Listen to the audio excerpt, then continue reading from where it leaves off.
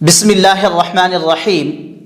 آپ خود کیسے پتہ لگا سکتے ہیں، خود کیسے چیک کر سکتے ہیں کہ آپ کے اوپر جادو ہے یا نہیں ہے؟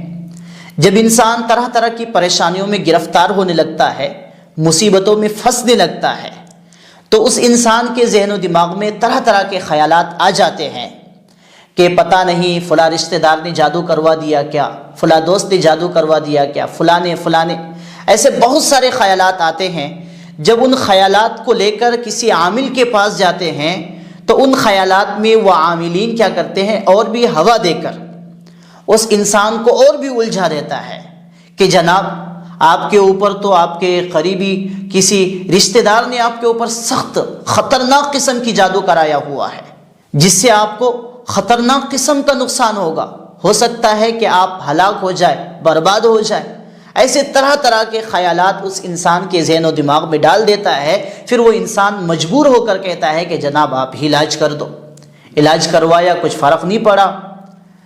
کہ اس دنیا کو اللہ تبارک و تعالیٰ نے بنا کے جادوگروں کے رحم و کرم پہ چھوڑ دیا کہ بار بار ہمارے اوپر جادو ہوتا رہے؟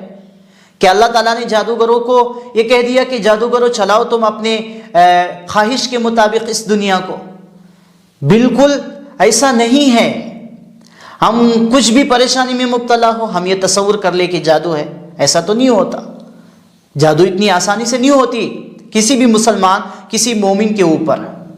تو آپ جانیے کچھ علامات جن کے اندر بھی 50% یہ علامات پائی جائیں تو سمجھے ان کے اوپر جادو ہے، اور بہت ہی آسان علاج ہے اس کا۔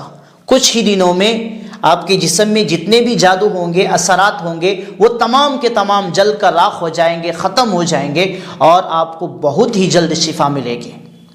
تو آپ کو کرنا کیا پڑے گا وہ بھی جانیں گے۔ سب سے پہلے آپ جانیں کہ یہ علامات، جادو کی علامات کیا ہے، وہ جانیے۔ 50% آپ کے اوپر یا آپ کے گھر والوں میں کسی کے اوپر بھی علامات پائی جائے تو آپ سمجھے کہ یہ جادو ہے یا کچھ اثرات ہے۔ پھر آپ خود ہی علاج کرنا شروع کر دیں، گھر میں رہتے ہوئے، کسی کے پاس جانے کی ضرورت نہیں ہے۔ تو آپ پہلے سن لیجئے۔ نمبر 1، سب سے پہلی چیز جو ہے نا، گھر سے کپڑوں یا چیزوں کا غائب ہونا، کپڑوں کا پھٹا ہوا ہونا، یا جیسے قینچی سے کاٹے گئے ہو۔ نمبر 2، کپڑوں پر خون کے دھبے لگنا، راستے میں چلتے خون کا گرنا یا گھر میں خون کے چھینٹے گرنا۔ نمبر 3، گھر میں کوئی شخص نظر آنا لیکن پیچھا کرنے پر وہ غائب ہو جانا۔ نمبر 4، خواب میں کسی شخص سے جھگڑا ہونا اور صبح اٹھ کر جسم پر چوٹ کے نشانات پانا۔ نمبر 5، خواب میں اکثر ڈر لگنا اور ایسے معلوم ہونا کہ جیسے کوئی پورے جسم پر بوجھ ڈال رہا ہے اور بہت طاقت لگانے کے باوجود اٹھ نہ پانا۔ نمبر 6، گھر سے تعویذات کا نمودار ہونا، تعویذات کا ملنا یا کسی پتلے وغیرہ کا ملنا جس پر سوئیاں چبھوئی ہوئی ہو۔ نمبر 7، مسلسل بیمار رہنا اور جب ڈاکٹر سے رپورٹ کروانا ہو تو رپورٹ بالکل نارمل آنا، ٹھیک آنا۔ نمبر 8، قرآن سے بیزاری ہو جانا، قرآن پڑھنے کو دل نہ کرنا، جب قرآن کو پڑھا جائے یا سنا جائے تو بکثرت جمائیاں آنا، اور آنکھوں سے پانی کا بہنا، دل کا کہنا کہ تلاوت کو روک دی جائے، قرآن پڑھنا بند کر دیا جائے، دعا سے دل کا اٹھ جانا یعنی مایوس ہو جانا۔ نمبر 9، سر، آنکھ اور گردن میں اکثر درد رہنا اور دماغ کا غیر معمولی طور پر بھاری رہنا، جیسے کسی نے بوجھ ڈال رکھا ہو۔ نمبر 10، خواب میں بکثرت جانوروں کا نظر آنا، جیسے بھینس، ریچھ، گائیں اور سانپ، بچھو وغیرہ۔ نمبر 11، مرگی کا دورہ پڑنا یا کسی انسان کا اچانک ایسی زبان بولنے لگنا جو وہ خود نہیں جانتا۔ نمبر 12، شیرخوار بچے یعنی چھوٹے بچے کا ماں کا دودھ چھوڑ دینا، بچے کا ڈرنا اور بغیر وجہ کے روتے رہنا۔ نمبر 13، اکثر ایسے لگنا جیسے کہ کوئی نام لے کر پکار رہا ہے لیکن جب ادھر ادھر دیکھا جائے تو کوئی نہ دکھائی دیتا ہو، نہ کوئی نظر آتا ہو۔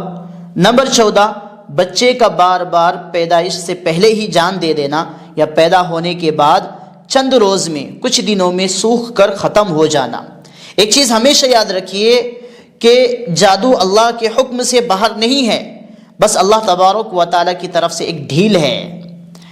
جادوگر، جن و انس اپنے مکاری میں کامیاب تو ہو جاتے ہیں لیکن ہمیں اس کا علاج کروانا چاہیے۔ قرآن اور حدیث شریعت کی روشنی میں، جیسا کہ اللہ کے نبی صلی اللہ علیہ وسلم نے بتایا ہے۔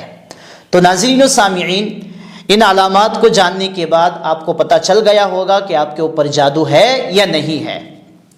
اب آپ نے علاج کس طریقے سے کرنی ہے؟ قرآن کریم کی ایک چھوٹی سی آیت ہے، صرف 7 مرتبہ پڑھ کے جن کے اوپر بھی یہ اثرات ہو ان کے دائیں اور بائیں دونوں کان میں 1 مرتبہ 7 مرتبہ پڑھ کے ایک ہی بار میں دونوں کانوں میں پھونکنا ہے، ٹھیک ہے؟ خود پڑھ سکے تو زیادہ بہتر ہے، اگر خود نہیں پڑھ سکتے تو کسی دوسرے سے پڑھوا لیں گے تو زیادہ بہتر رہے گا، کیونکہ ان کی پھونک جو ہے نا ہوا کانوں میں جائیں گے، جس سے بہت ہی جلد شفا ملیں گی انشاءاللہ الرحمن۔ تو وہ آیت دیکھ لیجئے اسکرین میں، وہ آیت یہ ہے وَلَقَدْ فَتَنَّا سُلَيْمَانَ وَأَلْقَيْنَا عَلَى كُرْسِيِّهِ جَسَدًا ثُمَّ أَنَابَ وَلَقَدْ فَتَنَّا سُلَيْمَانَ وَأَلْقَيْنَا عَلَى كُرْسِيِّهِ جَسَدًا ثُمَّ أَنَابَ، سورہ صاد آیت نمبر 34 جس پر بھی آسیب ہو، جادو کا اثر ہو، اس کے بائیں اور دائیں کان میں یہ آیت 7 مرتبہ پڑھیں، انشاءاللہ الرحمن آسیب جادو جل کر ختم ہو جائیں گی، بہت ہی جلد شفا مل جائیں گی۔ اس کے ساتھ ساتھ دوسرا عمل جو آپ نے کرنا ہے جس سے آپ کو اور بھی زیادہ رزلٹ ملے گا اور آپ کے گھر سے جادو وغیرہ کا صفایا ہو جائے گا، سورہ یاسین آیت نمبر 1 سے آیت نمبر 12 تک 7 مرتبہ پڑھنی ہے، 7 مرتبہ سورہ یاسین آیت نمبر 1 سے آیت نمبر 12 تک 7 مرتبہ پڑھنے کے بعد 3 مرتبہ آیت الکرسی پڑھیے، 3 مرتبہ سورہ فلق، 3 مرتبہ سورہ ناس پڑھ کے پانی پہ دم کیجئے، اس پانی کو پیجئے، اپنے اوپر چھڑکیے اور اس پانی کو اپنے گھر کے سب کونوں میں، سب دیواروں میں، چھتوں میں چھڑک دیجئے اچھی طریقے سے۔ جہاں کہیں بھی جادو وغیرہ کا آپ کو شک ہو، سائبہ ہو، وہاں پہ بھی آپ چھڑکیں انشاءاللہ الرحمن۔